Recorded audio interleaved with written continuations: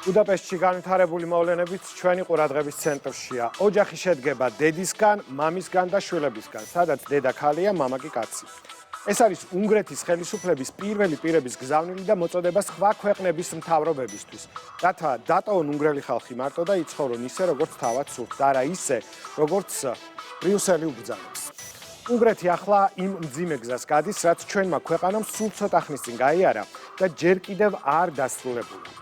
ევრობიუროკრატიამ ვიქტორ ორბანს ღია ომი გამოუცხადა. ევროკავშირის წევრი ქვეყნის პრემიერ-მინისტრს, რადგან უნგრეთმა ლგბტ პროპაგანდასგან ბავშვების დასაცავად კანონით აკრძალა პრაიდის ჩატარება. პროპაგანდის როგორც პოლიტიკური იარაღის ხელიდან გამოცვლამ ევროკავშირი უკიდურესად გააღიზიანა და ევროკომისიის პირველი პირების თუ ევროპარლამენტარების უშუალო მონაწილეობით ბუდაპეშტში კანონით აკრძალული პრაიდი მაინც ჩატარდა. 28 ივნისს გამართული პრაიდი ყველაზე მასშტაბური იყო უნგრეთის ისტორიაში. საერთაშორისო მედიის ინფორმაციით, მონაწილეები 30 ქვეყნიდან ჩაიყვანეს. წინა ხაზზე კი ბუდაპეშტის მერთან ერთად ევროსტრუქტურების თანამშრომლები ჩადგნენ. საქართველოს და უნგრეთის წინააღმდეგ ბრძოლა არის კლასიკური მაგალითი, როგორც ცდილობს ევროკავშირი ურჩი ქვეყნების დასჯას ზეწოლით, შანტაჟით და დაუფარავი შეურაცხყოფით. ევრობიუროკრატების პრაიდი ნახეთ ლეო სიხარულიძის რეპორტაჟში.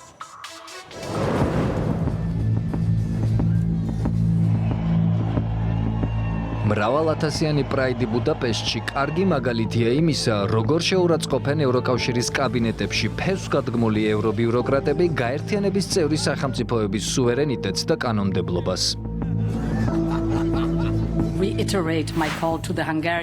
მე მოუწოდებ უნგრეთის ხელისუფლებას, რომ ბუდაპეშტის პრაიდის ჩატარებას ხელი არ შეუშალოს.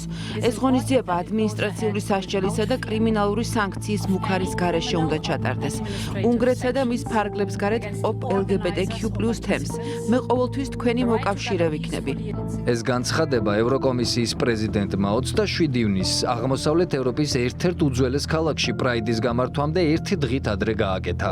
ასე გამოხატა ღია მხარდაჭერა 28 ივნისს დაგეგმილი LGBT მარშისადმი, რომლის გამართვის ნებაც ევროკავშირის წევრი უნგრეთის პოლიციამ არ გასცა.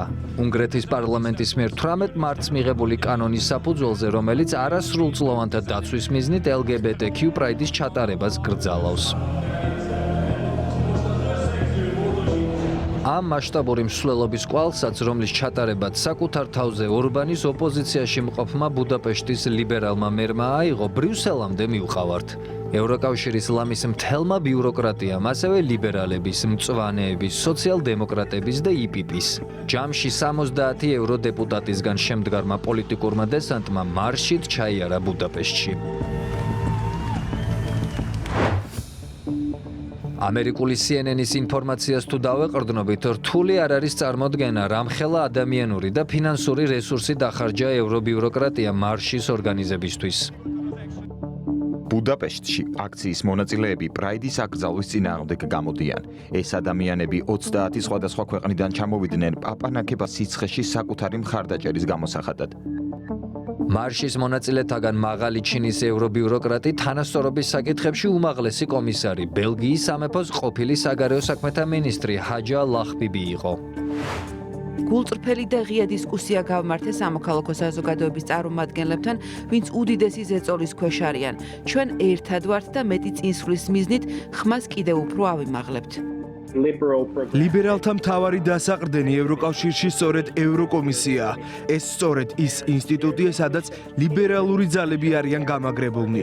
გამომდინარე აქედან, ერთი მხრივ სახეზე გვაქვს მემარჯვენე ტრადიციულ ღირებულებებზე ორიენტირებული მთავრობები, ხოლო მეორე მხრივ ლიბერალური ევროკომისია, მათ შორის კი მუდმივი დაპირისპირებაა. ბუდაპეშტში მარშზე ჩამოსული პოლიტიკოსების უმრავლესობისათვის ამოსავალი წერტილი ვიქტორ ორბანთან პოლიტიკური დაპირისპირებაა.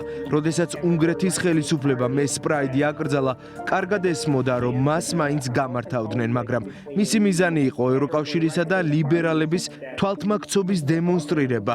ევრობიუროკრატები განცხადებებით პატივს სცემენ წევრი სახელმწიფოების სუვერენიტეტს, საქმით კი საპირისპიროს აკეთებენ. საბაბს მიღმა დამალულ რეალურ მოტივებზე საუბრობს უნგრეთის პრემიერ-მინისტრი. 2022 წელს თითქმის 4 მილიონმა უნგრელმა უთხრა უარი პრაიდის ნამდვილ დანიშნულებას, გენდერულ პროპაგანდას. ბრიუსელს ეს არ ანაღვლებს მათ პრაიდი მაინც დაუკვეთეს, ხოლო ბუდაპეშტში მათმა მოკავშირეებმა კვერი დაუკრეს. ეს არის პროტოტიპი, მიგრაცია, უკრაინის ომი, პრაიდი, ეს ერთი ხელწერაა. სუვერენული ხელისუფლების გარეშე უნგრეთი ბრიუსელის მარიონეტი იქნებოდა. ჩვენ უარს ვამბობთ ვიცეკვოთ მათ დაკრულზე. ევრობიუროკრატიის გაუგებარ დღის წესრიგს კარგად აღწერს ვეტერანი ევროპარლამენტარი კინგა გალი. უკვე მეოთხე პლენარული სხდომა, რაც ბუდაპეშტის პრაიდზე მსჯელობთ ევროპარლამენტში. ისე თითქოს ევროპა ომში სისხლისგან არ იცლებოდეს. თითქოს ეს არ იყოს უდიდესი გამოწვევა. გამოწვევაა გამჭვირვალობის სიმცირე, NGO-ების გაუგებარი გზებით დაფინანსება და თანმდევი კორუფცია. ეს კარგად ასახავს ევროპარლამენტის ამჟამინდელ სავალალო მდგომარეობას. თეთრი ძაფით ნაკერ ადამიანის უფლებების დაცვის მოტივის უკან რეალურ ზრახვებზე ღიად საუბრობს ფრანგი ევროპარლამენტარი ტიერი მარიანიც. მისი თქმით, პრაიდი ორბანის წინააღმდეგ ომის მხოლოდ ერთ-ერთი ფრონტია. ერთ-ერთი ფრანგი ევროპარლამენტარი და წარსულში სტრასბურგის მერი, ვინც LGBTQ საზოგადოების ინტერესების დაცვის მიზნითაც ვიხილეთ ბუდაპეშტის ქუჩებში, მაგრამ მე გეტყვით საიდუმლოს, სტრასბურგის მერობისას მან პირიქით აკრძალა ქალაქში ამ სახის მსვლელობის მოწყობა. გამომდინარე აქედან გეტყვით, რომ ეს გახლავთ კიდევ ერთი საბაბი, რომ ორბანს ომი გამოუცხადონ. ნათელია, რომ ევროკავშირის ინსტიტუტები ამჟამად ლიბერალური ელიტის კონტროლის ქვეშ არიან. ამ ელიტას კი ყველა სახელმწიფოს მიმართ ერთიანი დღის წესრიგი აქვს. მათ არ ადარდებთ ამა თუ იმ ქვეყნის ისტორია, მათ არც ვინმეს ტრადიციები ანაღლებთ, მათ სურთ ყველა ერთ ყალიბში მოაქციონ. უნგრეთის წინააღმდეგ გადადგმული ასეთი ნაბიჯები სხვა შემთხვევებშიც გვინახავს. უნგრეთის სუვერენიტეტისადმი ბრიუსელიდან მოღერებული მუშტი კარგად არის ნაცნობი საქართველოსთვის, რაზეც ღიად ისაუბრეს ორივე ქვეყნის ლიდერებმა ცოტა ხნის წინ უნგრეთში გამართულ კონსერვატორთა კონფერენციაზე სიტყვით გამოსვლისას. ეს მოცემულობა და დაპირისპირება საქართველოსათვის ძალიან ნაცნობია. როდესაც საქართველოს პარლამენტის თავმჯდომარე ბატონი პაპუაშვილი ბუდაპეშტში იმყოფებოდა, მან ისაუბრა უნგრეთსა და საქართველოს შორის კავშირის მნიშვნელობაზე. სწორედ ორი სახელმწიფო საერთო ქრისტიანული ისტორიისა და ორი ერის მიერ ქრისტიანული მომავლის შენარჩუნების მზადყოფნის გათვალისწინებით. როგორც ბუდაპეშტს, ასევე თბილისს მშვიდობაზე ორიენტირებული საგარეო პოლიტიკა აქვთ. ეს კარგად აჩვენებს ევროკავშირში განსხვავებული მიდგომების არსებობას. ამის დასტურია თუნდაც წევრი უნგრეთისა და წევრობის კანდიდატი საქართველოს ურთიერთობა. საქართველოსთან ავლებს პარალელს ფრანგი ევროპარლამენტარი ტიერი მარიანიც. ეს ძალიან მაგონებს საქართველოს წინააღმდეგ გაწეულ ძალისხმევას. ბრიუსელში საქართველოში ხელისუფლების ცვლილებაზეც ოცნებობენ. ორბანი აირჩიეს იმის მიუხედავად, მოსწონს ეს ვინმეს ბრიუსელში თუ არა. ვნახეთ იგივე თქვენ სახელმწიფოშიც LGBTQ საკითხები უბრალო საბაბია ბრიუსელის ხელში, რომ პოლიტიკური შოუ დადგან და კიდევ ერთხელ მიიტანონ იერიში თქვენზე თუ ვიქტორ ორბანზე, ლიდერებზე, ვინც უარს ამბობს, რომ დაემორჩილოს ბრიუსელის თხის წესრიგს. ფაქტია, პოლიტიკური და ღირებულებითი ფრაგმენტაცია ევროგაერთიანებაში კონტინენტზე მეორე მსოფლიო ომის შემდეგ უდიდესი და ბოლო დროს საქმით მივიწყებული ომი უფრო და უფრო სათუოს ხდის ერთ დროს გერმანულ-ფრანგული ნახშირის ერთობლივი საწყისებიდან საერთო ევროპულ კოშმარად ქცეული კავშირის ხვალინდელ დღეს.